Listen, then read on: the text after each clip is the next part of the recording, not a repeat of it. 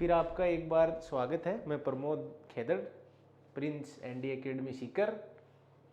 तो आज अपन जो डिस्कस करेंगे वो टॉपिक है अपना एप्लीकेशंस ऑफ डायमेंशंस का ही है। नेक्स्ट जो पार्ट है वो, जैसे आपने लास्ट वाले लेक्चर में देखा होगा कि अपन ने 2 डायमेंशन का स्टडी किया था, जो उसके एप्लीकेशन का पहला जो था उसमें वो था to check correctness of any given physical formula. Number 2 वाला था अपना टू डिराइव और establish relation between physical quantities. Number 3 and 4 आज अपन डिस्कस करेंगे।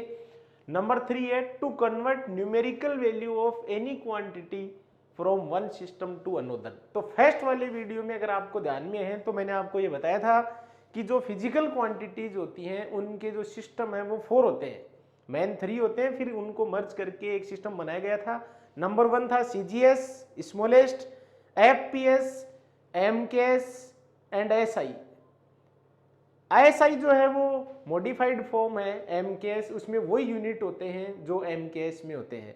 तो अपन एमकेएस को सीजीएस, सीजीएस को एमकेएस में कन्वर्ट करना सीखते हैं। देखिए कि जैसे आपको सपोज मान लीजिए कोई बोलता है कि 1 न्यूटन है, 1 न्यूटन को आप सीजीएस सिस्टम में, जैसे जिसको डाइन बोलते हैं, उसमें कन्वर्ट करो। 1 जूल है उसको अर्ग में सीजीएस में कन्वर्ट करो, इसी टाइप से।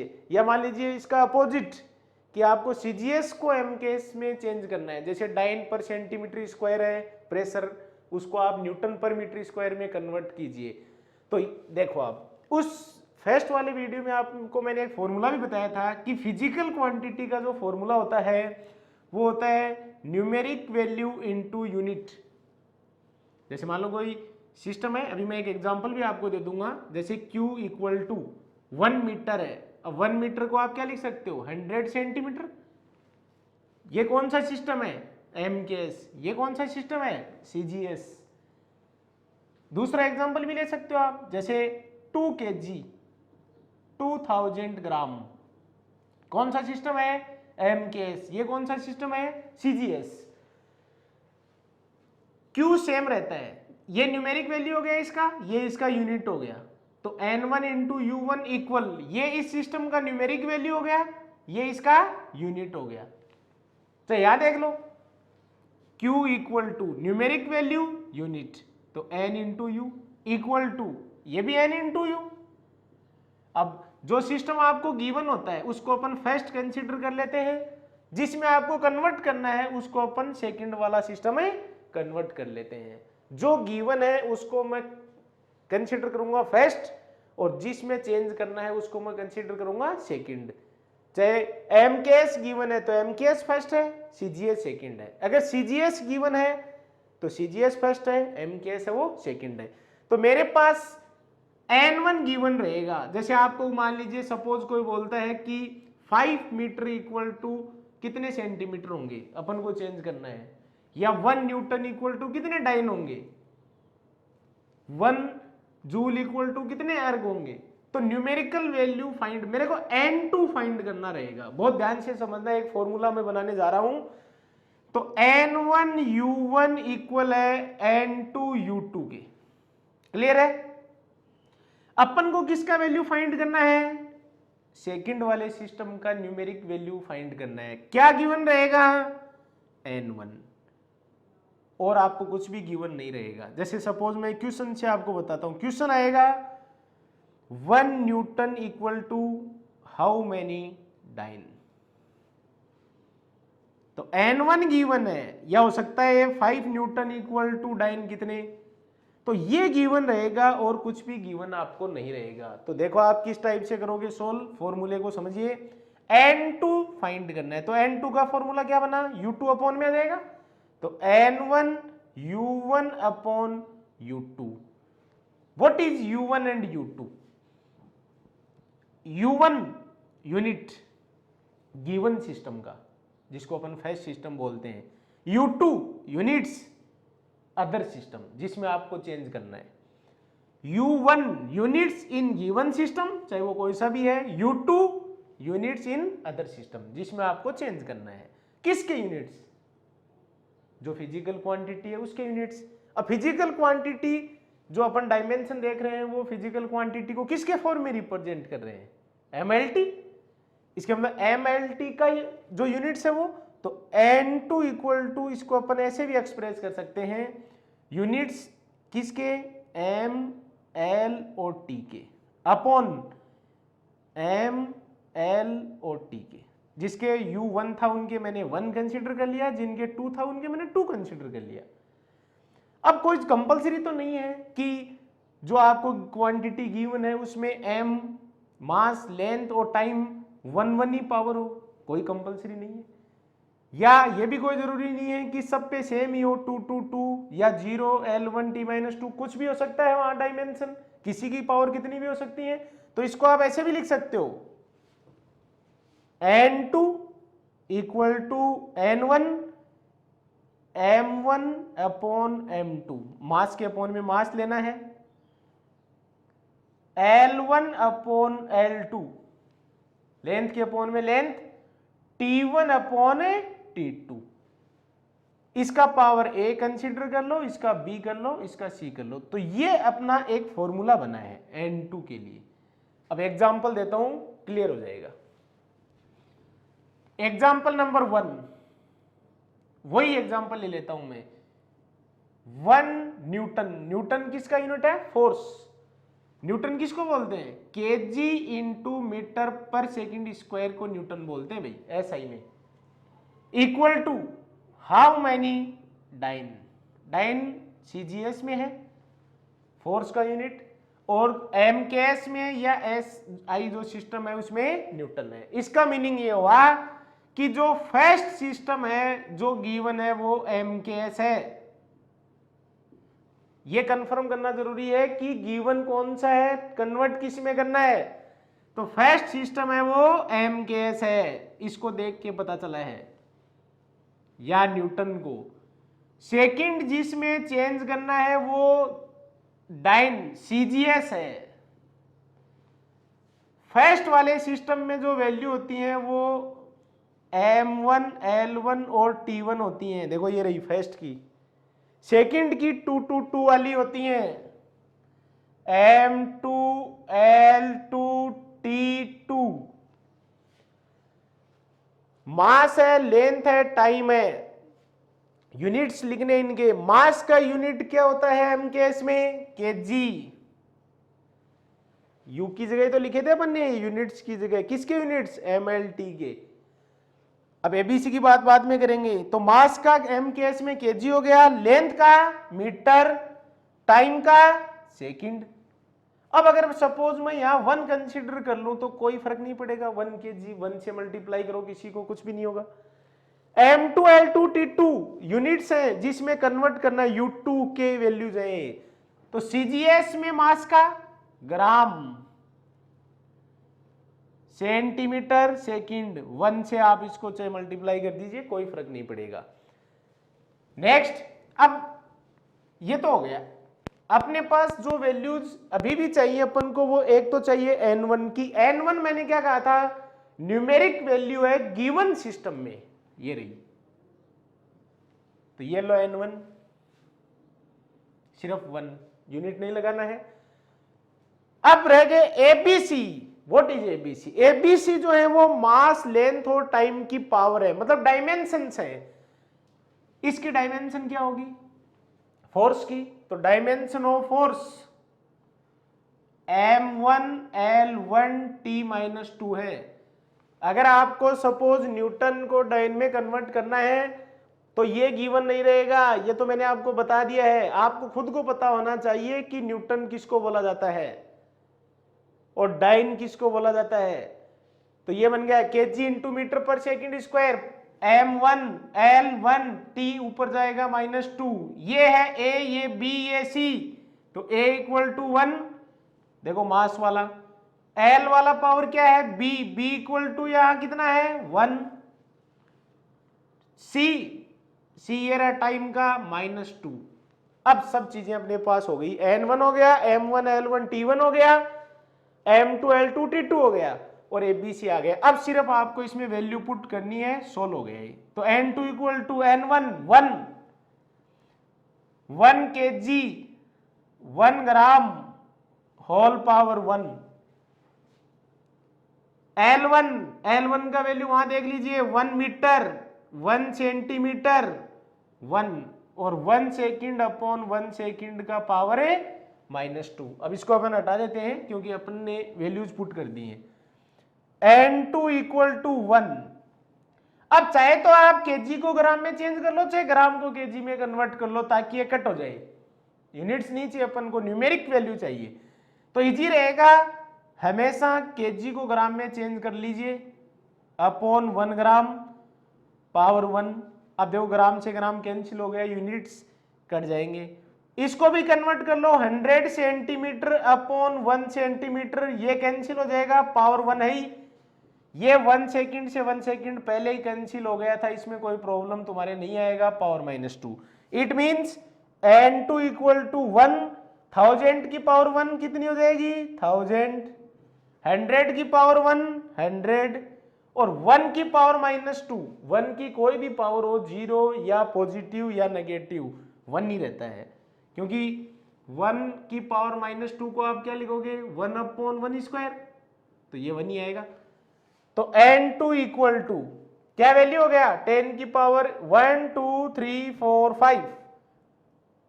तो आंसर आ गया अपना कि 1 न्यूटन में कितने डाइन होते हैं? 10 टू दी पावर 5। तो यहां अपन इसको लिख सकते हैं, यह आंसर हो गया। अब नेक्स्ट एग्जांपल एक और बताता हूं मैं आपको, जिसमें इसको अपोजिट करते हैं अपन, सीजीएस को एमकेएस में कन्वर्ट करते हैं। सीजीएस को एमकेएस में कन्वर्ट करता हूं मैं, एग्जांपल नंबर 2। जैसे देखिए 1 डाइन पर सेंटीमीटर स्क्वायर, या 10 टू दी पावर 5 ले लेते हैं suppose. 10 to the power 5 dyne पर सेंटीमीटर स्क्वायर को चेंज करो सीजीएस एम के सिस्टम में या न्यूटन पर मीटर स्क्वायर में। तो ये कौन सा सिस्टम हो गया? सीजी सेंटीमीटर है तो सीजीएस है।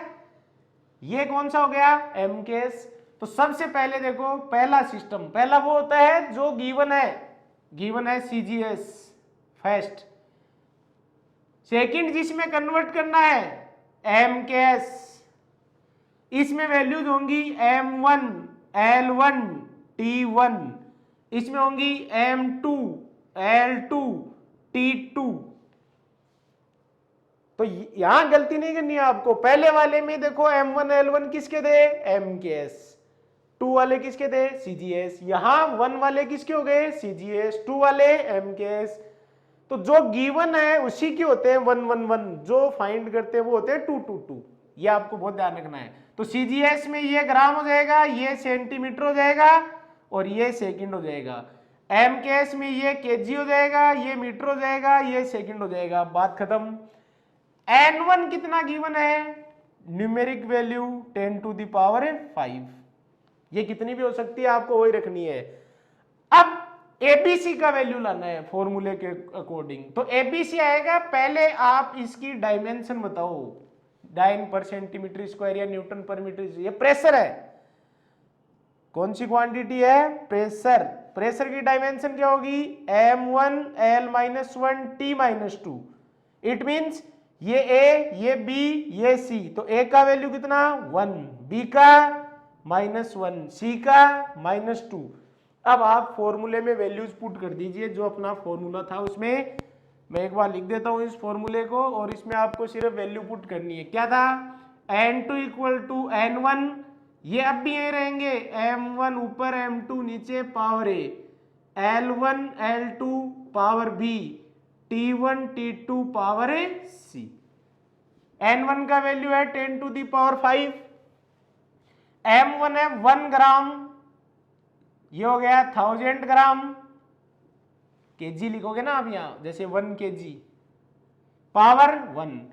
ये 1 centimetre 1 metre -1, 1 second 1 second -2, 10 to the power 5, 1 gram 1000 gram. जैसे मैंने अभी आपको बताया था, किसी एक को चेंज करो, या तो इसको इसमें या इसको इसमें। 1 ग्राम से ग्राम कैंसिल, 1 सेंटीमीटर 100 सेंटीमीटर -1 और 1 सेकंड अपॉन 1 सेकंड -2, ये घट गया, इससे घट गया। अब 10 टू दी पावर 5, 1/1000 का पावर 1/1000 ही रहेगा। 1/100 का पावर -1, तो ये 100 ऊपर चला जाएगा, मतलब -1 है। इंटू 1 का पावर कितना भी हो 1 ही रहेगा। अब इसके 2 जीरो इससे कैंसिल हो गए, तो 10 टू दी पावर 6, तो यहां आपका ऑप्शन में आ जाएगा 10 टू दी पावर 6 बन गया न्यूटन पर मीटर स्क्वायर।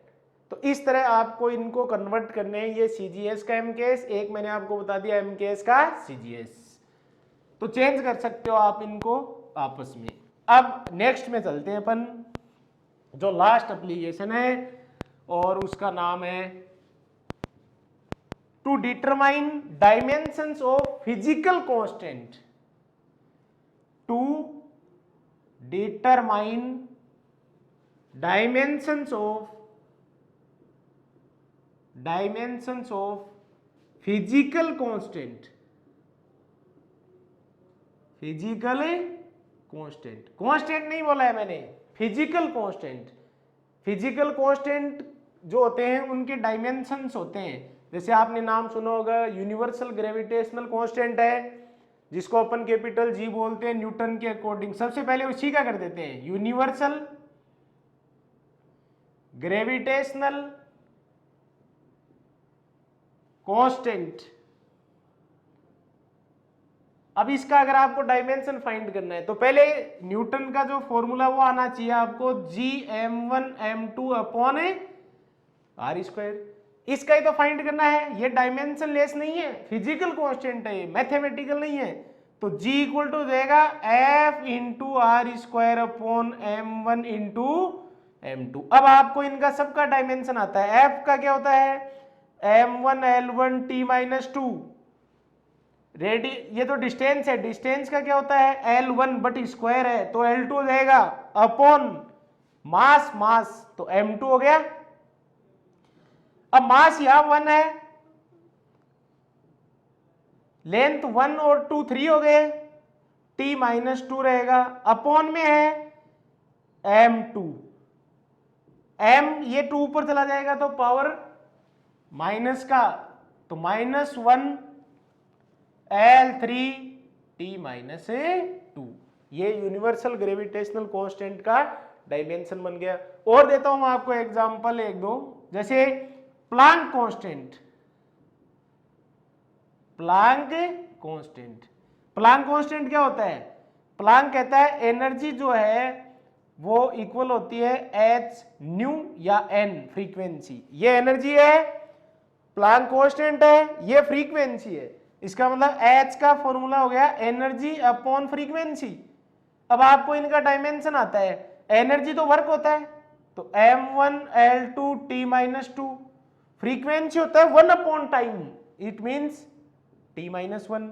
सॉल्व करो, ये ऊपर चला जाएगा तो m1l2t प्लस का 1 होगा, तो -2 ऊपर, इसका मतलब -1 रह गया, इस टाइप से।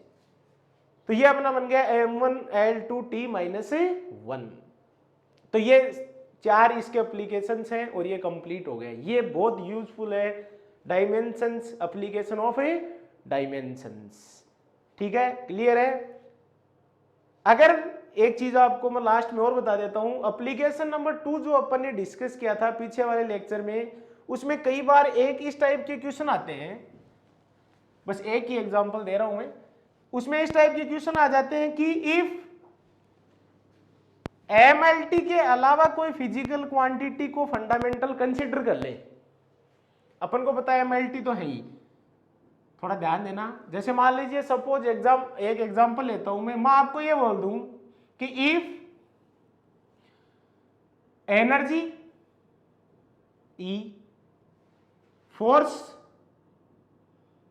F and velocity V are considered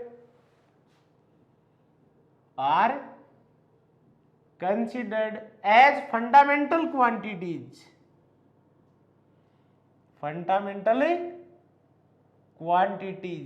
then dimension of मास मतलब m इज। अब वैसे तो डायमेंशन m की m1 l0 t0 मतलब m1 होती है, बट इसमें उसने कंफ्यूज कर दिया। उसने कहा एनर्जी, फोर्स और वेलोसिटी को अगर फंडामेंटल कंसीडर कर ले तो मास का डायमेंशन क्या होगा। तो ऐसे क्वेश्चनों में आपको क्या करना है, सेम सेकंड वाला एप्लीकेशन लगाना है, स्टेब्लिश रिलेशन वाला।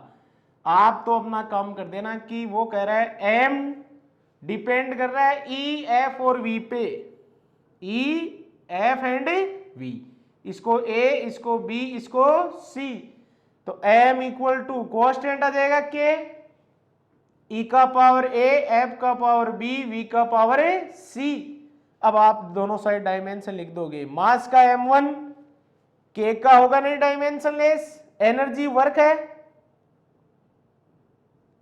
होल पावर कितनी हो जाएगी a, फोर्स है m1 l1 t minus 2 power b, velocity है l1 t minus 1 power c। इसको इन तीनों से मल्टीप्लाई कर दो, b को भी इनसे कर दो, c को भी इनसे कर दो, और m1 एज इट इज रहेगा। तो ma l2a, ma l2a t minus 2a, फिर mb